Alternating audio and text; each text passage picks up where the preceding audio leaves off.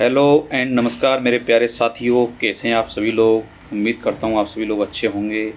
और आज हम एक ऐसी क्लास के साथ हाजिर हैं जो बहुत ही जो है क्वेश्चंस आते हैं परीक्षाओं में और बहुत लोगों को पता नहीं होते हैं।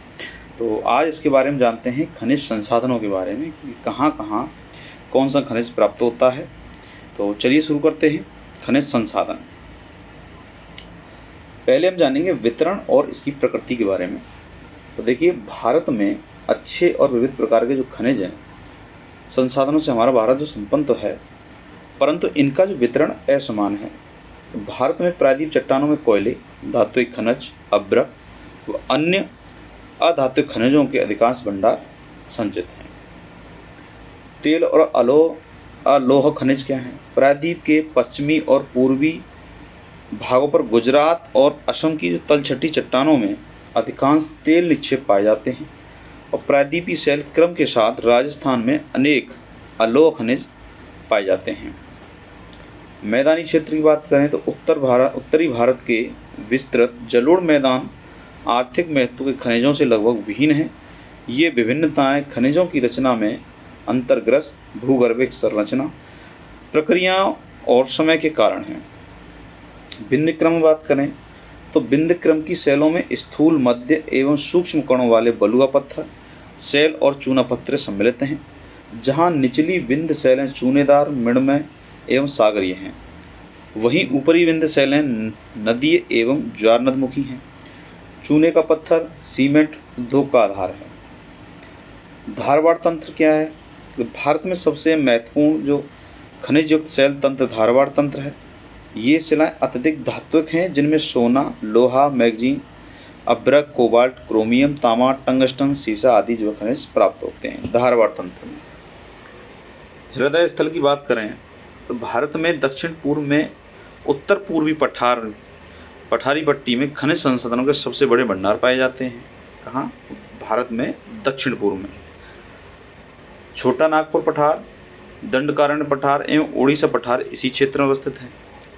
प्रायद्वीपीय क्षेत्र खनिज संसाधनों के सबसे बड़े भंडार हैं। इसे भारतीय खनिज का हृदय स्थल भी कहा जाता है। ठीक है, भारतीय खनिज का हृदय स्थल। आगे आपका संख्यात्मक वर्गीकरण देख लेते हैं आपका। तो देखिए, भारत में लगभग 95 खनिजों का उत्पादन होता है, जिसमें ईंधन खनिज 10, धात्विक खनिज 23, गैर धात्विक खनिज 3, परमाणु खनिज और 55 गौड़ खनिज इसमें शामिल हैं।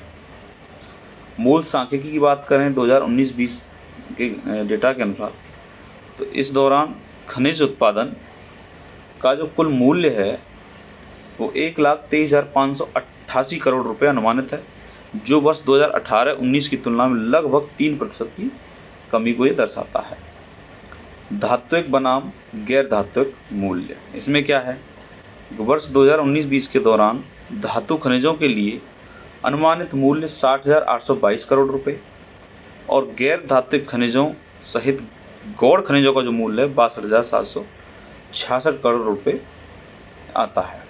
राज्यों की अगर हिस्सेदारी हम बात करें तो वर्ष 2019-20 के दौरान 32 राज्यों और संघ राज्य क्षेत्रों से खनिज उत्पादन के मूल्य की सूचना मिली थी, जिसके अनुसार 90.74% का खनिज उत्पादन केवल 10 राज्यों तक ही सीमित था। अब लगा ली पूरे भारत में ये 32 राज्य और संघ शासित क्षेत्र मिल के होता है, लेकिन 90% जो मिला लगभग वो 10 राज्यों में ही मिला था।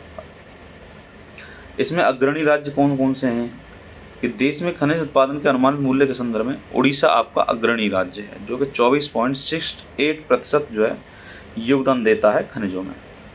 इसके बाद जो आता है आपका राजस्थान आता है, फिर कर्नाटक है, फिर आंध्र प्रदेश, छत्तीसगढ़, तेलंगाना एवं गुजरात का स्थान रहा है इसमें। आगे हम बात करते हैं कुछ मुख्य बिंदुओं के विश्लेषण पर। तो देखिए, भौगोलिक असमानता। भौगोलिक असमानता क्या है कि भारत में खनिज संपदा पूरी तरह से प्रायद्वीप पठारों और पहाड़ों में केंद्रित है। उत्तर भारत का तो विशाल मैदान जो कृषि के लिए सबसे उपजाऊ है, खनिज संसाधनों के मामले में बिल्कुल शून्य या विहीन है।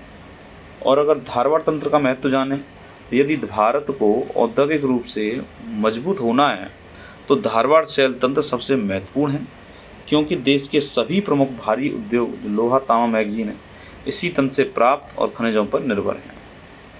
सीमेंट उद्योग की रीढ़ क्या है कि विंध्य क्रम की जो चट्टानें देश के सीमेंट उद्योग को कच्चे माल के रूप में चूना पत्थर प्रदान करती हैं, जो विंध्य क्रम की चट्टानें हैं। अत्यधिक संकेंद्रीकरण।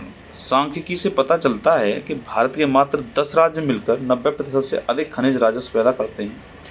इसमें भी अकेले उड़ीसा और राजस्थान मिलकर देश का लगभग 41.5% खनिज मूल्य नियंत्रित करते हैं। 2019-20 में उत्पादन मूल्य का जो विभाजन है वो इस प्रकार है कि धातु खनिज 60,822 जो कि 49.1% जो है कुल मूल्य प्रतिशत बनता है आपका। गैर धातु गौण खनिज 62,766 तो कुल बन के 1,23,588 इस तरीके से ही हो जाता है। आगे हम बात करें कि उत्पादन में राज्यों की जो हिस्सेदारी है वो किस तरीके से है।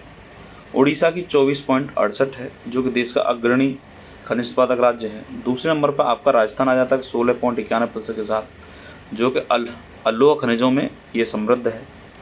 कर्नाटक तीसरे नंबर पर आ जाता है 8.76% के साथ। फिर आपका आंध्र प्रदेश 8.40% के साथ। फिर छत्तीसगढ़ 7.81% के साथ आपका। फिर तेलंगाना आ जाता है 6.69% और गुजरात 5.19% जो कि तलछटी चट्टानों तेल व गैसों के निक्षेप के लिए।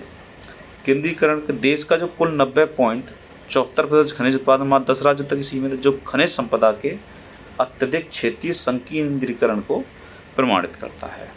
ठीक है, तो ये थी आज की हमारी क्लास। आपको कैसी लगी कमेंट में ज़रूर बताएं। हमारे चैनल को सब्सक्राइब करें, लाइक करें एंड शेयर करें। थैंक यू एंड जय हिंद।